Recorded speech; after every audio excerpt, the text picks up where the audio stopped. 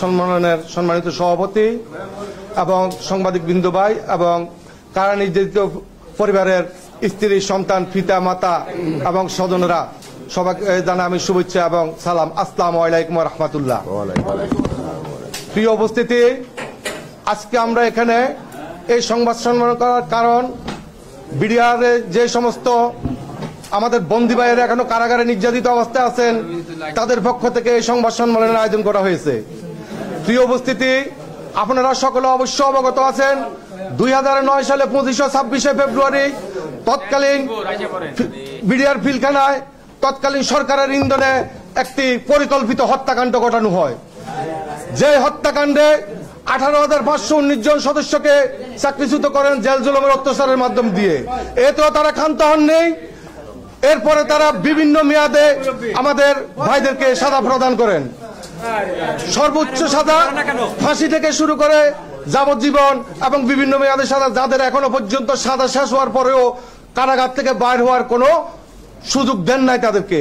কিন্তু আমরা সকলে জানি একজন নাগরিক হিসাবে প্রত্যেকটা নাগরিকের, বাংলাদেশের প্রত্যেকটা নাগরিকের জামিন পাওয়ার অধিকার আছে। আমরা শুধুমাত্র বিডিআর সদস্য হওয়াতে আমরা এই জামিন থেকে সকলে বঞ্চিত হয়েছি।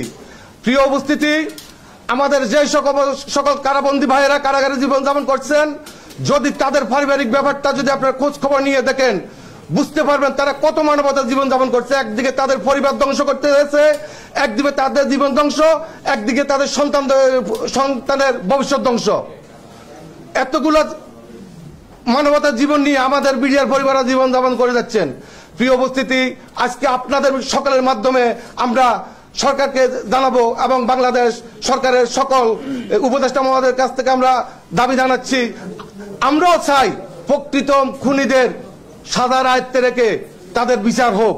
তার সাথে সাথে এটাও আমরা চাই আমাদের কোনো নিরপরাধ জেলবন্দী ভাই যেন এই সাজার আওতায় না থাকে। তাই আমি আরো কিছু আপনাদের কাছে উল্লেখ করতেছি। তো তারা ক্ষান্ত অন্যায়, আপনারা আমাদের জেলবন্দী ভাইদের কাছ থেকে যদি আপনারা গিয়ে শুনতে পারেন, দেখতে পারবেন ওখানে আমাদের অনেক জেলবন্দী ভাইকে নির্যাতন নামে এমন তো ভাবে করছে, ড্রিল মেশিন দিয়ে তাদেরকে ছিদ্র করা হয়েছে এবং গরম পানিতে তাদেরকে হিট দেওয়া হয়েছে এবং আয়ুপথে ডিম দেওয়া হয়েছে।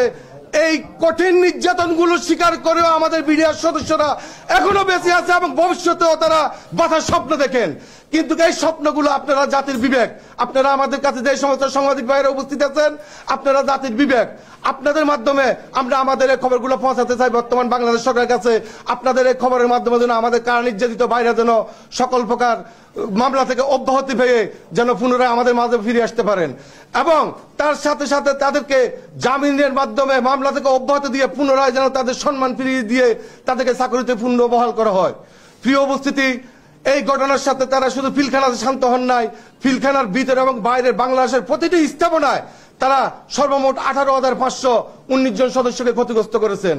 তারা বিভিন্নভাবে দায় দিয়েছেন যে বিডিআর এর সদস্যরা বিদ্রোহ করেছেন। না, বিডিআর সদস্যরা কোনো বিদ্রোহ করে নাই, বিদ্রোহ করেছেন তৎকালীন সরকার। তার ক্ষমতাকে ফাঁকাভুক্ত করার জন্য এই বিডিআর ঘটনাটা ঘটাই দিয়ে তৎকালীন 25-26 ফেব্রুয়ারি উনি ফাঁকাভুক্ত করেছেন। একদিকে বাংলাদেশ সেনাবাহিনী মেরুদণ্ড ভেঙে দিয়েছেন, মনোবল ধ্বংস করে দিয়েছেন, আরেকদিকে বিজিবির নাম বিডিআর এর নাম পরিবর্তন করে বিজিবি দিয়ে তাদেরকে সাধারণ একজন গার্ড বানিয়ে তাদের মনোবল ধ্বংস করে দিয়েছেন। আগে বিডিআর এর ছিল এক গুলি এক শত্রু, আর এখন আদেশ হয়েছে তাদের একটাই অস্ত্র, তুমি গাড়ি নিয়ে হাঁটবে, সিলিং করে হাঁটবে, কিন্তু কোনো গুলি করতে পারবে না। প্রিয় উপস্থিতি, আজকে আমরা কোথায়, আমাদের বাংলাদেশ আজকে কোথায়? তাই আপনাদের কাছে আমি বলবো, আপনারা সকলে আমাদের পক্ষ হয়ে, আমাদের জেলবন্দীদের পক্ষ হয়ে সকলে মিলে আমাদের জেলবন্দীদের যেন মুক্তি হয় এবং এই মামলা থেকে তারা যেন মুক্তি পায়, এই ব্যাপারে আপনাদের কাছে দাবি জানাচ্ছি।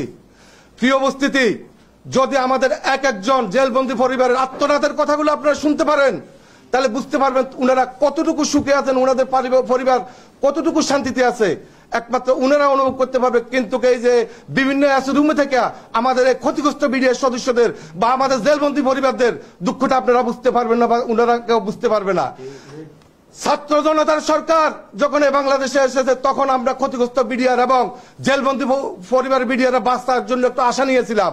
কিন্তু দুঃখের বিষয়, আমরা 5 আগস্টের পরে 9 আগস্ট থেকে আমরা বাংলাদেশের প্রতিটা মন্ত্রণালয় এবং সেনাপ্রধান, বিজিবি প্রধান সকলের কাছে আমরা স্মারকলিপি প্রদান করেছি। এরপরে আমরা প্রতিটি জেলা পর্যায়ে আমরা মানববন্ধন করে স্মারকলিপি প্রদান করেছি, কিন্তু দুঃখের বিষয় তার কোনো সুস্থ জবাব আমরা পাই নাই, তার কোনো সুস্থ জবাব আমরা পাই নাই। কিন্তু আমরা চাই আমাদেরকে সুস্থ জবাব দিয়ে, আমরা এই দেশের সন্তান, আমাদেরকেও যেন সাধারণ মানুষ হিসেবে বাঁচার স্বপ্নটা পূরণ করার সেই সুযোগ তারা করে দেন এবং আমাদের জেলবন্দী ভাইদেরকে মুক্তি দিয়ে তাদের পরিবারের কাছে ফিরিয়ে আনেন। আমি আজকে বক্তব্য দীর্ঘায়িত করব না, পরিশেষে আমি আপনাদের সকলের মঙ্গল কামনা করে আজকের মতো এখানে শেষ করছি। আসসালামু আলাইকুম ওয়া রাহমাতুল্লাহ। নির্যাতন আপনারা আসলে তখন বিভিন্ন ভাবে আপনারা মিডিয়াতে দেখেছেন, আপনাদের মাধ্যমে। আমরা তো তখন বন্দী ছিলাম, আমরা কিন্তু বন্দী ছিলাম। হ্যাঁ, তো ওখানে বিভিন্ন সেল গঠন করা হয়েছে। সেলের মাধ্যমে মনে করেন আমাদের যে ভাইদেরকে যখন বর্তমানে কারাগারে যারা আছে তাদেরকে এমন তো ভাবে নির্যাতন করছে, আমি পূর্ব উল্লেখ করে গেছি। গরম পানির হিট, নাকে নাকে গরম পানি, চোখে গরম পানি, আয়ু পথে ডিম, ডিল মেশিন দিয়ে ছিদ্র এবং চোখ দিয়ে বান্ধা, গামছা দিয়ে বান্ধে তাদেরকে রুমের ভিতরে পানির ভিতরে ইলেকট্রনিক শর্ট দিয়ে ওদেরকে বসা রাখিছে। এরকম নির্যাতন করেছে, কিন্তু কারা করছে এটা আপনারা নিজেরাই জানতে পারছেন। তখন আপনাদের মিডিয়ার কাছ থেকে আমরা জানতে পারছি জিনিসগুলা, আপনারা মিডিয়ারা ক্লিয়ার করছেন এই নির্যাতনগুলো। যে নির্যাতনে ফিলখানার আশেপাশে যে সমস্ত সদস্যরা ছিল, পরিবারগুলো ছিল, এই মিডিয়ার হাহাকারের আত্মকার, তারা পর্যন্ত বসবাস করতে পারে নাই। তারা বলছে আমরা এলাকা ছাড়া চলে গেছি। না না, কারাগারে বসে না, কারাগারের বাইরে টিএফ সেলে। প্রায় এখন আমরা বন্দী আছেন প্রায় 834 জন বর্তমানে বন্দী আছেন। সবাই সাজা দিছে, কাউকে দিচ্ছেন মৃত্যুদণ্ড, কাউকে দিচ্ছেন লাইফ সাজা, কাউকে বিভিন্ন মেয়াদে সাজা দিচ্ছেন, আবার কাউকে বিস্ফোরক এইভাবে সাজা দিয়ে দিচ্ছেন তাদেরকে। কিন্তু সাজা শেষ হওয়ার পরেও আজকে এতক্ষণ পর্যন্ত একজন সাধারণ দেশের নাগরিক হিসেবে তারা জামিন পাওয়া থেকে তারা সকল প্রকার সুবিধা থেকে তারা বঞ্চিত।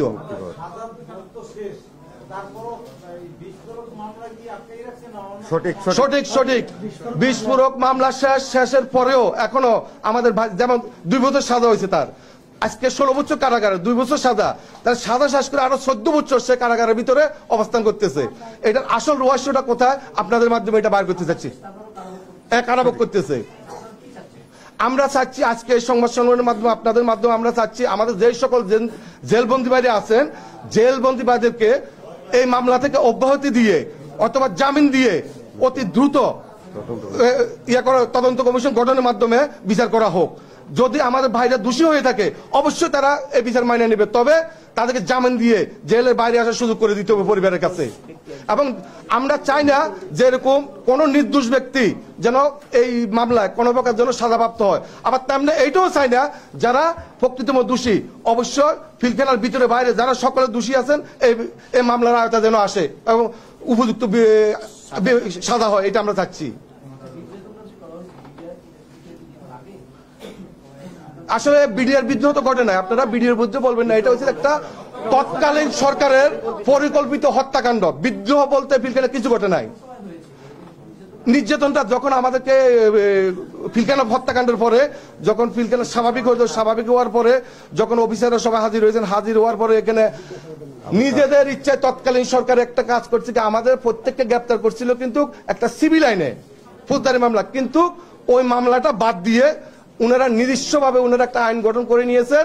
এটা কি বিশেষ আদালত, ওই বিশেষ আদালতে আমাদেরকে এই ধরনের মামলাগুলো পরিচালনা করছে। কারণ ফৌজদারি মামলা বা সিভিল আইনে যদি বিচার করে আমাদের কাউকে দোষী সাব্যস্ত করতে পারবেন না, তাই উনারা ওই রাস্তাটা বেছে নিয়ে আমাদেরকে এই সাজাগুলোতে আওতাভুক্ত আনছেন। সঠিক সামরিক আদালতের মতো না, সামরিক আদালতে যা 1900 আগে ছিল আমাদের 1972 প্রেসিডেন্ট অর্ডার আর্টিকেল এ, এটাতে বিডিআর এর সাজা হয়েছে যে সর্বোচ্চ 7 বছর, কাউকে যদি হত্যা করে। আর এখন ওই আইনটাকে তখন বাদ দিয়ে উপস্থিতি আমাদেরকে কারাগারে রাখা অবস্থায় তখন ওই আইনটা বাদ দিয়ে কালো আইন গঠন করা হয়েছে কি যে বিশেষ আদালত। এই বিশেষ আদালতটাও আমরা বাদ করার জন্য আপনাদের মাধ্যমে দাবি জানাচ্ছি।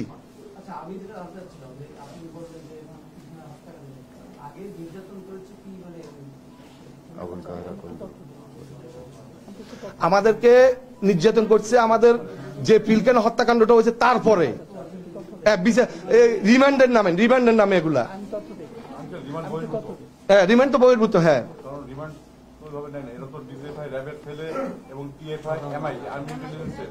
বিভিন্ন গোয়েন্দা সংস্থার মাধ্যমে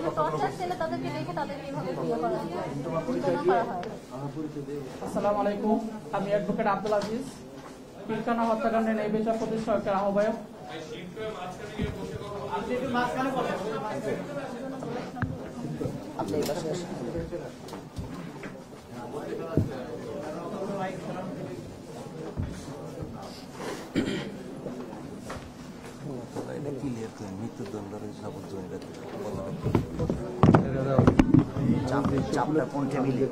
আসসালামু আলাইকুম, আমি অ্যাডভোকেট আব্দুল আজিজ, পিলখানা হত্যাকাণ্ডের ন্যায় বিচার প্রতিষ্ঠার ঐক্যের আহ্বায়ক এবং জেলে কারা নির্যাতিত শহীদ ডিডি আব্দুর রহিমের ছেলে। মূলত আমাদের এই যে নির্যাতনের যে বিষয়টা, এটা হচ্ছে যে এখন পর্যন্ত অ্যামনেস্টি ইন্টারন্যাশনালের মতে 47 জন বিডিআর সদস্যকে নির্যাতনের মাধ্যমে হত্যা করা হয় জেলখানায়। তো সেক্ষেত্রে আমরা কিন্তু এখন পর্যন্ত এই পরিবারগুলা এই হত্যাকাণ্ডের বিষয়ে কোথাও কিছু বলতে পারে নাই। আর তাছাড়াও রিমান্ডের পরেও 69 জন সদস্য এই কারাগারে মৃত্যুবরণ করে এবং 5 আগস্টের পরে এখন পর্যন্ত 6 জন বিডিআর সদস্য মৃত্যুবরণ করে। তো সেক্ষেত্রে একটা বিষয় হচ্ছে যে স্বাধীন তদন্ত কমিটির গঠনের যে বিষয়টা, এটা স্বাগত জানাচ্ছি, কিন্তু এই কমিটিগুলোতে কে থাকতেছে, কে বা কারা থাকতেছেন, এটা আমরা এখন পর্যন্ত যারা ক্ষতিগ্রস্ত পরিবার আমরা জানতে পাচ্ছি না।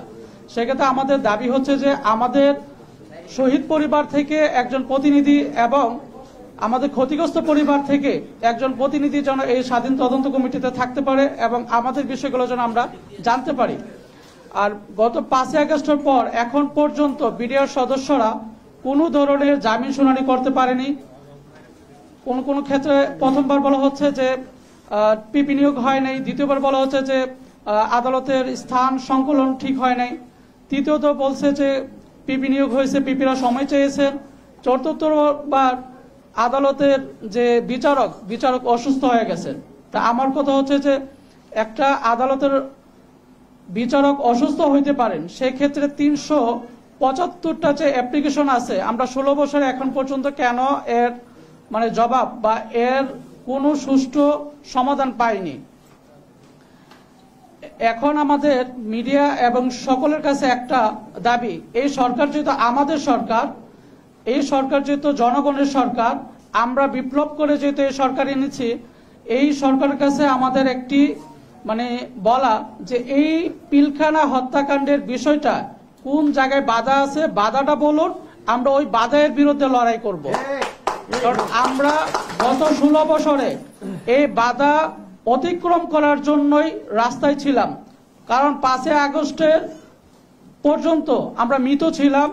এই পিলখানা হত্যাকাণ্ড যেন একটি সুষ্ঠু তদন্ত বা একটি ন্যায় বিচার পায়, এই জন্য আমরা এবং যারা রিটায়ার্ড পার্সন ছিল সেনা অফিসার, তারাও কিন্তু এই বিপ্লবী সরকারের সাথে একগ্রতা ঘোষণা করে কিন্তু আমরা রাস্তায় ছিলাম। আমাদের বিডিআর এর সৈনিকরাও এই বিষয়টাতে রাস্তায় ছিলেন। আমাদের বিষয় হচ্ছে যে আমাদের সরকার কোথায় আটকে আছে, আমরা এটা জানতে চাই। আমরা ওই আটকানোর বিরুদ্ধেই আবার লড়াই করতে চাই এবং দেশ বিরোধী যে আগ্রাসন, এই আগ্রাসনের মোকাবেলা করতে হলে প্রশিক্ষিত দেশপ্রেমিক বিডিআর সদস্য ছাড়া আপনারা এই আগ্রাসনকে রুখতে পারবেন না। কারণ একটা গার্ডকে কেউ 2 পয়সা মূল্য দিবে না। যদি একটা বাংলাদেশের সৈনিক হয়, সৈনিকের বিরুদ্ধে দাঁড়াতে হলে তারা চিন্তা ভাবনা করবে, কারণ এখন তো আর সৈনিক নাই, তারা হচ্ছে গার্ড। এই গার্ড দিয়ে বাংলাদেশ পরিচালনা করার কোন প্রয়োজন নাই। আমরা চাচ্ছি যে আমাদের বাংলাদেশ রাইফেলস বাংলাদেশের হাতিয়ার হিসেবে বাংলাদেশের আবার বর্ডারকে সুরক্ষিত রাখবে। বর্ডার সুরক্ষিত করতে হলে আমাদেরকে অবশ্যই আমাদের বর্ডার সিকিউরিটি ফোর্স কে শক্তিশালী করতে হবে এবং এই দেশপ্রেমী বিডিআর সদস্য সহ যারা এই পিলখানা হত্যাকাণ্ডের বিষয়ে কথা বলতে গিয়ে চাকরিচ্যুত হয়েছেন, প্রত্যেকটা সেনা অফিসারকে পুনর্বহাল করতে হবে। 18,520 জন পরিবার যেন তাদের ন্যায্য এবং ন্যায্য অধিকার ফিরে পায়, এটা হচ্ছে আমাদের দাবি। আর 16 বছরে কেন এখন পর্যন্ত একটা জামিনের অ্যাপ্লিকেশনের শুনানি হয় নাই, এই বাধাটা কোথায়, এটা আমরা বিডিআর পরিবার জানতে চাই। এবং আগামী ডেটে, আগামী 9/1/2025 যে আমাদের আদালত আছে, এই আদালতে যেন আমাদের জেলবন্দি যারা আছেন তারা যেন জামিন পায় এবং জামিনের অ্যাপ্লিকেশনগুলো যেন শুনে উপযুক্ত আদালতের জন্য আমরা এই কথাগুলো বলতে পারি। আদালত সংস্কারের বিষয়ে গত 10 তারিখে একটি প্রজ্ঞাপন জারি করেন আইন মন্ত্রণালয়। এই আইন মন্ত্রণালয়ের অধীনে যে প্রজ্ঞাপন জারি করা হয় কতটুকু সংস্কার হয়েছে এটাও আমরা আরেকটা প্রজ্ঞাপনের মাধ্যমে জানতে চাই। এই হচ্ছে আমাদের আজকের বিষয়বস্তু। মূল বিষয়বস্তু হচ্ছে যে বিডিআর এর ইস্যুতে সরকার কোন জায়গায় আটকে আছে ওই জায়গাটা আমাদেরকে স্পষ্ট করুক, আমরা তার বিরুদ্ধে লড়াই করব।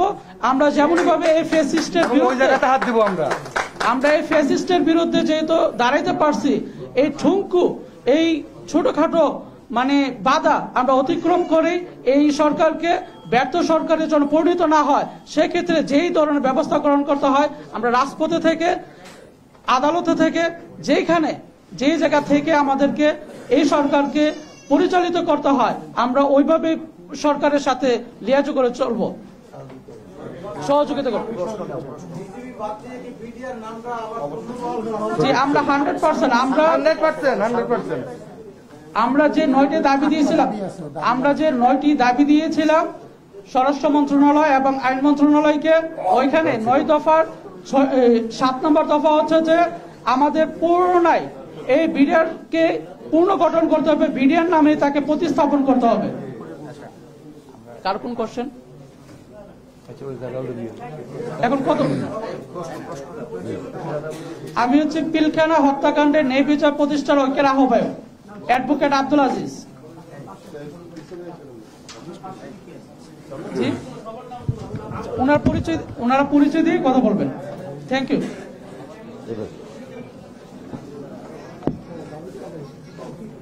আমরা যেগুলো বলছি এগুলো বলবে না, এগুলোর বাইরে এগুলো বলবে। বিসমিল্লাহির রহমানির রহিম। আজকের 2009 সালের ফ্যাসিস্ট হাসিনা কর্তৃক আমি নায়েক মোহাম্মদ রেজাউল করিম রতন বিশ্বাস, আমি বিডিআর কল্যাণ পরিষদের সাংগঠনিক সম্পাদক। জি না, আমি চাকরিচ্যুত। আমি আসলে আমাদের বিচারটা হচ্ছে দুই ভাবে। একটা হচ্ছে আপনার সিভিল যেটা আইন এটাতে, আর আমাদের বিডিআর আইনে আমি 6 বছর জেল খেটেছি, এই আর কি। আজকের সাংবাদিক সম্মেলনে উপস্থিত আমার সাংবাদিক বন্ধুরা এবং নির্যাতিত নিপীড়িত বিডিআরের পরিবারবর্গ, সার্বিক সহযোগিতায় বিডিআর কল্যাণ পরিষদের আয়োজিত আজকের এই সাংবাদিক সম্মেলনে উপস্থিত আমার সাংবাদিক বন্ধুরা, আসসালামু আলাইকুম। আসলে আমার বক্তব্য ক্লিয়ার। একটা হচ্ছে আমার সাংবাদিক ভাইয়েরা হচ্ছে সমাজের আয়না, জাতির বিবেক। আপনাদের কাছে আমার প্রশ্ন যে পৃথিবীর কোন আইনে সাজা ভোগ শেষেও জেলখানায় আটকিয়ে রাখতে পারে? এই প্রশ্নটা আপনাদের কাছে আমার। পৃথিবীতে কোন আইনে সাজা ভোগ শেষেও তাকে জেলখানায় আটকিয়ে রাখতে পারে? আর বাংলাদেশের কোন আইনে 15 বছর জেল খাটার পর, 16 বছর জেল খাটার পরেও জামিন হবে না? জামিনটা আমার অধিকার কিনা? আমরা কি বাংলাদেশের নাগরিক কিনা? এটা আপনাদের কাছে আমার প্রশ্ন।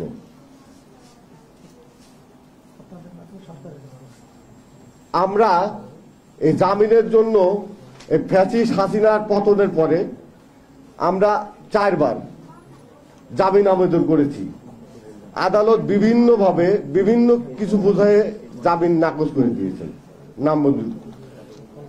এখন আসলে কোথায় আমরা এই 5ই আগস্টের পরে থেকে আজ পর্যন্ত বিডিআর পরিবার, বিডিআর কল্যাণ পরিষদ সারা বাংলাদেশে কমপক্ষে 25 থেকে 30টা প্রোগ্রাম করেছি, ইনডোর এবং আউটডোর।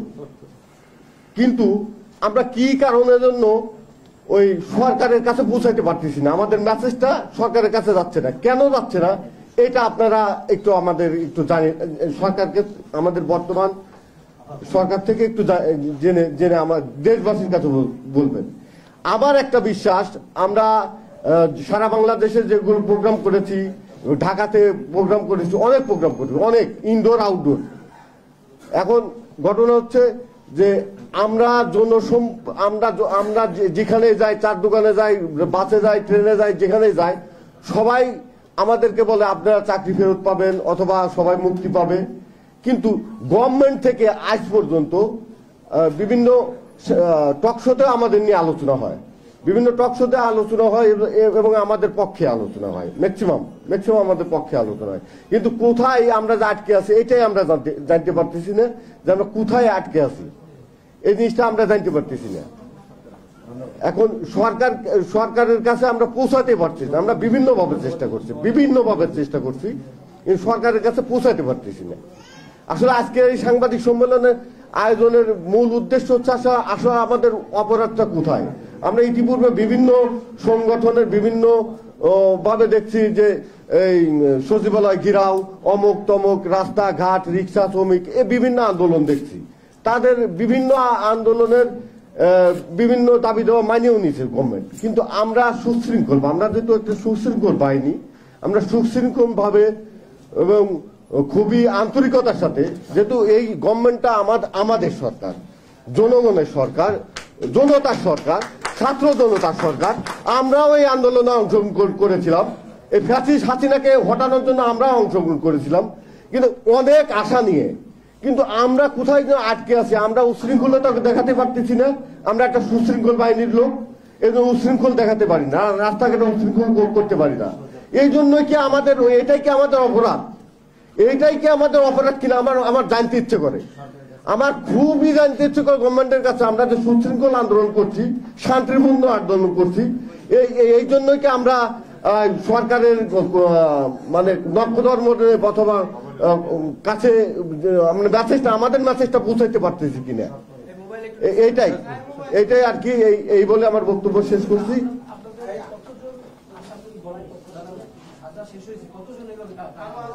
278 জন এখন পর্যন্ত খালাসপ্রাপ্ত, এখনো তারা জেলবন্দি অবস্থায় আছেন।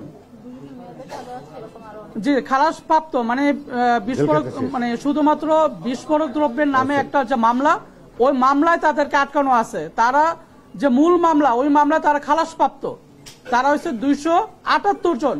এর ভিতরে 2 জন মারা গেছেন।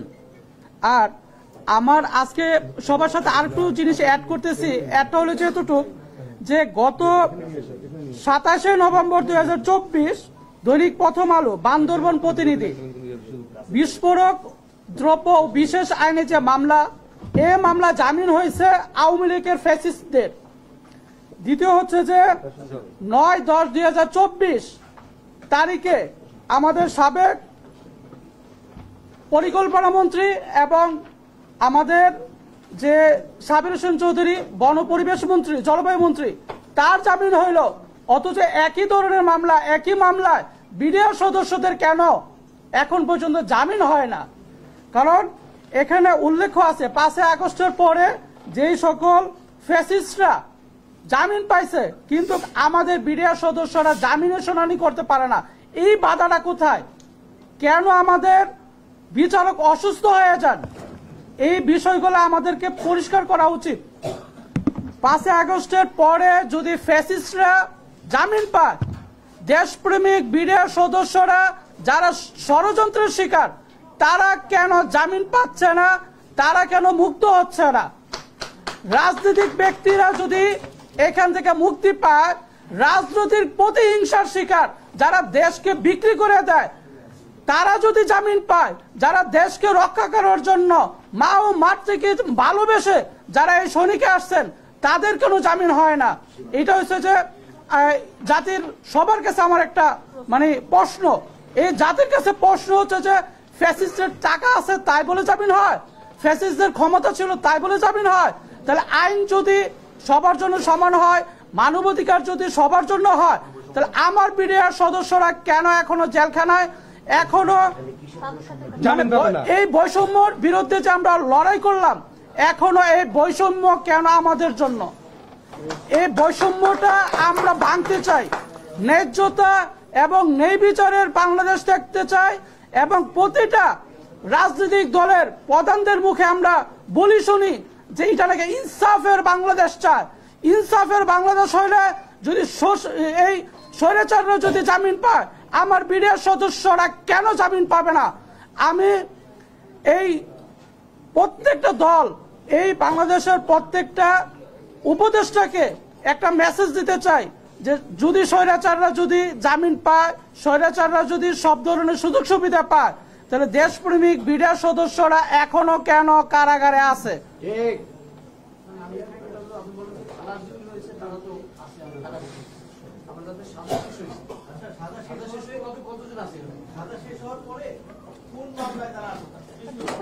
শুধুমাত্র বিস্ফোরক নামে যে মামলাটা, ওই মামলায়, যে মামলায় অলরেডি বান্দরবনে 48 জন আওয়ামী লীগের সরকার,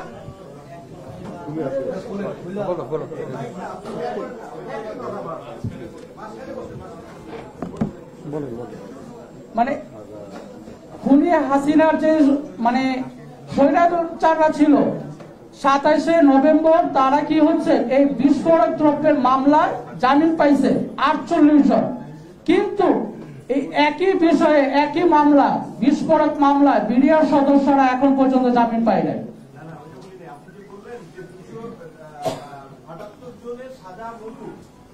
278 জন হচ্ছে যে হত্যা মামলায় খালাসপ্রাপ্ত, জি, তাদেরকে শুধুমাত্র বিস্ফোরক নামে একটা মামলা আছে, ওই মামলায় আটক দেখে এখন পর্যন্ত জেলখানায় বন্দী করে রাখা আছে। তাদেরকে জামিন তো দেওয়া দূর কথা, তাদেরকে এখন পর্যন্ত জামিনের শুনানি করে নাই। মানে গত 16 বছর যাবত মানে একটা জামিনের অ্যাপ্লিকেশন বিডিআর পক্ষে মানে শুনে নেয় আদালত। এখন মানে আমাদের যে দাবি দাবাগুলো আছে এগুলো পাঠ করবেন একটু একটু জেলবন্দীদের পক্ষে। লিখিত বক্তব্য শুরু করেন।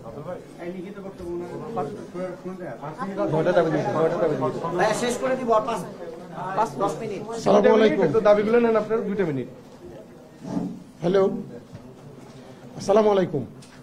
আমার নাম আব্দুল্লাহ আল মামুন, আমি বিডিআর সন্তান।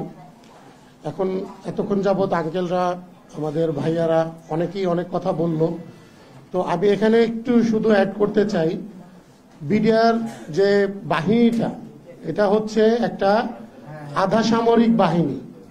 এদের নিজস্ব একটা আইন আছে, সেই আইনে থাকা অবস্থাতে তারা যদি কোনো অপরাধ করে থাকে তাহলে তাদের সর্বোচ্চ 7 বছর সাজা হয় এবং সর্বোচ্চ 100 টাকা জরিমানা করা হয়। ঠিক আছে, তাহলে এই যে পিলখানা হত্যাকাণ্ডটা ঘটানো হলো এই ফ্যাসিস্ট হাসিনা সরকার, তাহলে আমার প্রশ্নটা হচ্ছে আপনাদের মাধ্যমে আমি আমার এই বর্তমান যে সরকার তাদের কাছে আমি কোশ্চেনটা করতে চাই, এই যে আইনটা থাকার পরেও কেন আবার 2টা মামলা করা হলো একটা আধা সামরিক বাহিনীর, যার নিজস্ব একটা আইন আছে, এবং এই যে 2টা মামলা করা হলো প্রহসনমূলক মামলা, এই মামলা কেন এইভাবে নাটক সাজানো হলো? রিমান্ডের নামে প্রত্যেকটা বিডিআর সদস্যকে কিভাবে নির্যাতন করা হয়েছে আপনারা কল্পনা করতে পারবেন না। এই ধরনের নির্যাতনগুলো সাধারণত অন্য দেশের মানে সামরিক তথ্য উদ্ঘাটনের জন্য করা হয়। আপনাদেরকে আমি শুধু এতটুকুই বলতে চাই, মানে আমার একটু ভরাক্রান্ত হয়ে আসতেছে জিনিসগুলো বলতে, কারণ ধরেন একজন লোককে যখন উল্টো ঝুলিয়ে পেটানো হয়, নাক বেঁধে মুখের মধ্যে গরম পানি ঢালা হয়, নখ উপড়িয়ে ফেলা হয়, এটা কোন জায়গায় কোন আইনে আছে এগুলো? আবার বালতির ভিতরে ইলেকট্রিক লাইন দিয়ে সেখানে প্রস্রাব করতে বলা হচ্ছে, এটা কতটা নির্মম অত্যাচার করা যেতে পারে তাদেরকে? এবং আপনারা জানেন হয়তোবা অনেক মিডিয়াতে আসছে, অনেক জায়গায় আসছে, যে আমি একটু দেখে বলি, কারণ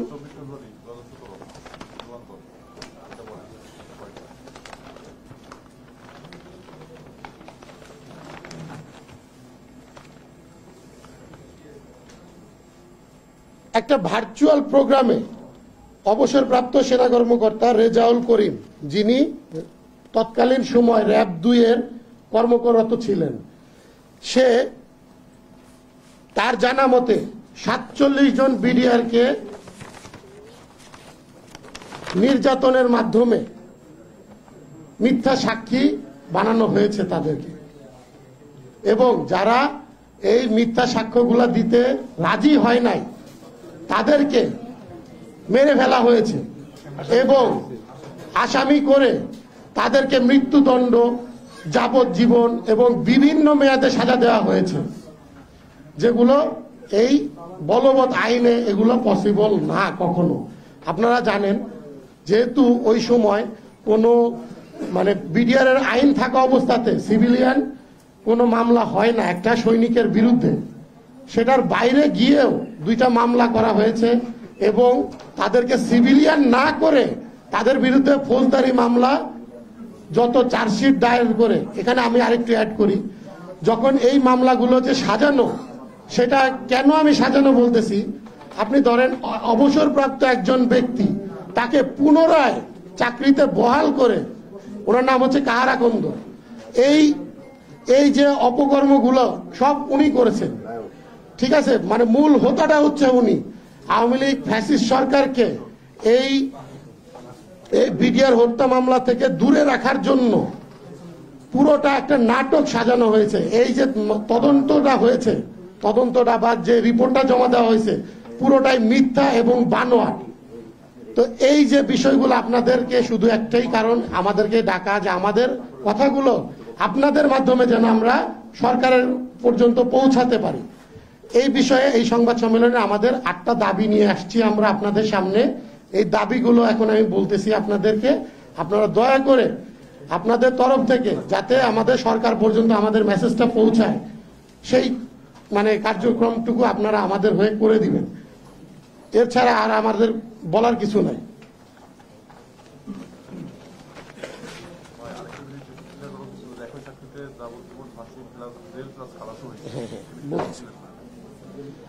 আমাদের প্রথম দাবিটা হচ্ছে, ফ্যাসিস্ট স্বৈরশাসক হাসিনার প্রহসনমূলক যে 2টি মামলা করা হয়েছে, এই মামলার যে সকল রায় দেওয়া হয়েছে, এই রায়গুলোকে বাতিল করতে হবে। দ্বিতীয়ত, 16 বছর যাবৎ কারাগারে থাকা নির্দোষ যে বিডিআর সদস্যরা আছে, বিভিন্ন মেয়াদে সাজাপ্রাপ্ত, ফাঁসি, যাবজ্জীবন, 10 বছর এবং বিভিন্ন মেয়াদে, এবং যেই সমস্ত আঙ্কেলরা খালাস পেয়েও আটকা আছে, তাদের সবাইকে অতি সত্বর মুক্ত করে দিতে হবে। হাইকোর্টের, আপনারা জানেন হাইকোর্টে একটা রিট হয়েছে, সেই রিট অনুযায়ী দ্রুত পুনঃ তদন্ত শুরু করতে হবে এবং এই তদন্তটা যেন সঠিক এবং নিরপেক্ষ হয়, সেটা জাতির সামনে প্রকাশ করতে হবে। 4 নম্বর, নিরীহ বিডিআরদের রিমান্ডে নির্যাতনের ফলে যে মৃত্যুগুলো হয়েছে তার সঠিক তথ্য উদ্ঘাটন করতে হবে এবং প্রকৃত দোষীদের শাস্তির আওতায় আনতে হবে। 5 নম্বর, সকল বিডিআর সদস্যদের, মানে এখানে প্রায় 18,520 জন বিডিআর সদস্য, তাদের পুনরায় চাকরিতে পুনর্বহাল করতে হবে। সকল সেনা শহীদ, বিডিআর শহীদ ও ক্ষতিগ্রস্ত সকল বিডিআর পরিবারকে ক্ষতিপূরণ ও পুনর্বাসন করতে হবে। ক্ষতিপূরণের ভিতরে তাদের যে বেতন, ভাতা, পেনশন যা আছে সব তাদেরকে ফিরিয়ে দিতে হবে। আপনারা জেনে থাকবেন যে যখন তাদেরকে 2009 সালে কারাগারে প্রেরণ করা হয়, তার আগ মুহূর্ত পর্যন্ত তারা হাফ বেতন পেয়েছে, বেসিক বেতনটা পেয়েছে, কিন্তু এটা কোনো আইনেই উল্লেখ নাই। একজন বিডিআর সৈনিককে যখনই আপনি সাজা দিবেন, তাকে টোটালি সিভিলিয়ান করে তাকে সাজা দিতে হবে এবং তার আগ মুহূর্ত পর্যন্ত তার সমস্ত বেতন ভাতা তাকে প্রদান করতে হবে, কিন্তু বিডিআর এর ক্ষেত্রে তা কোনোটাই করা হয় নাই। ইউনিফর্ম পরা অবস্থায় হ্যান্ডকাপ লাগাইছে। 7 নম্বর যে আমাদের দাবিটা সেটা হচ্ছে বাংলাদেশ রাইফেলস যে নামটা ছিল বিডিআর এর সেটাকে পুনরায় প্রতিস্থাপন করতে হবে।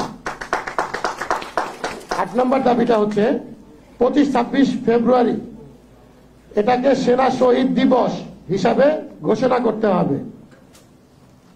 এই 8টা দাবি নিয়ে আমরা আপনাদের সামনে আজকে এসেছিলাম। আপনারা অনেক কষ্ট করে আমাদের ধৈর্য ধারণ করে আমাদের কথাগুলো শুনেছেন, এই জন্য আপনাদেরকে অসংখ্য অসংখ্য ধন্যবাদ। আর আপনাদের যদি কারো প্রশ্ন থাকে একটু বলতে পারেন। ওকে, ধন্যবাদ।